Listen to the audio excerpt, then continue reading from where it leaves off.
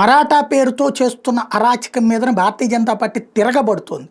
వాళ్ళ ట్రాప్లో పడట్లేదు. ఉద్ధవ్ ఠాక్రే, రాజ్ ఠాక్రేల వాళ్ళ ట్రాప్లో పడట్లేదు. నిన్నే నారాయణ రానే డైరెక్ట్గా అడిగాడు, ఏ విధంగా మీరు తీసుకుని వస్తారు అన్నటువంటి పాయింట్ని.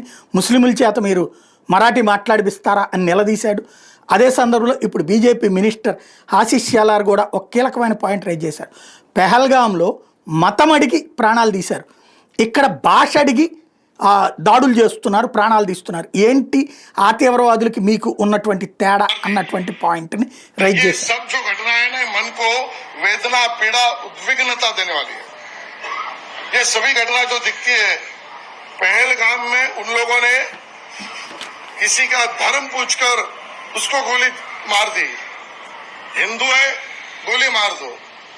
और यहाँ पर इन्होंने निष्पाप हिंदुओं को कौन सी भाषा में आप पढ़ते हो या बोलते हो उसके ऊपर मारपीट की।